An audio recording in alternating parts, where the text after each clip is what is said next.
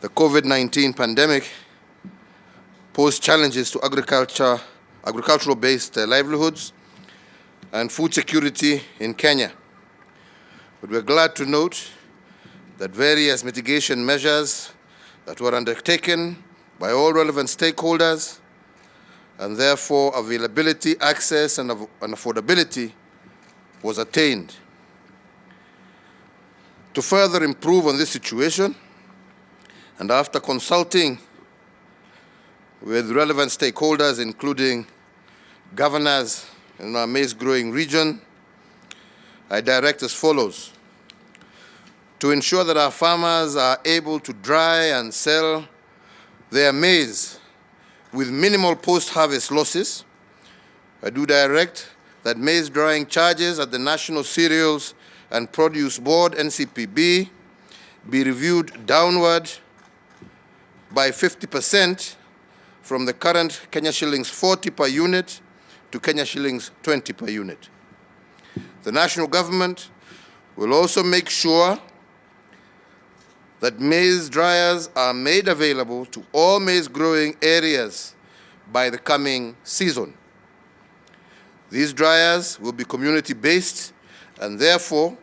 will be managed by groups of farmers, cooperatives at community level. This will ensure that farmers are able to store or sell their maize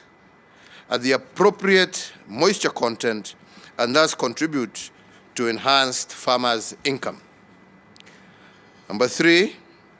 our National Cereals and Produce Board has stores across the country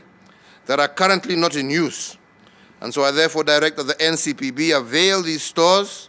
to our farmers and farmer groups and traders for storage at an affordable cost.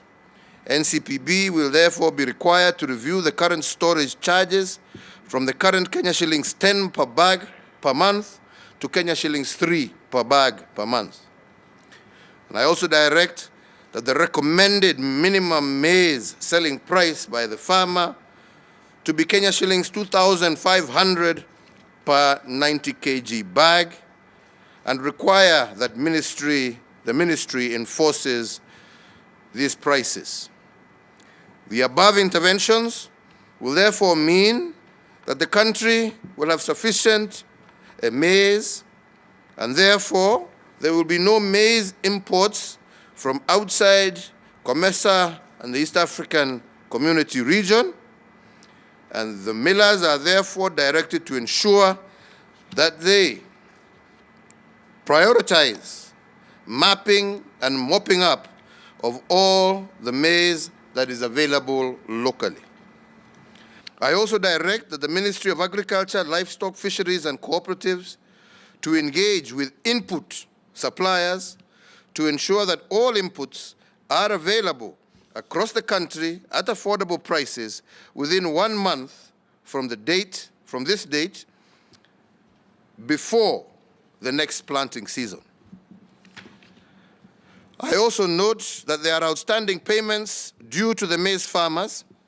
and I therefore direct that payments to genuine farmers and traders who supplied maize to NCPB to be concluded by the end of this week, and that is Friday, the 2nd of October, 2020. And I also direct that wheat millers buy all the locally available wheat stocks before importing additional stocks from outside the country. And I further direct that the Ministry of Agriculture, Livestock and Fisheries and the cooperatives ensure that all this is a conditional precedent before allowing importation. Asante sana. The second, I would also like to say we had also a very productive meeting with the governors of Kilifi and Tana River, where we discussed the issue of Galana Kulalu,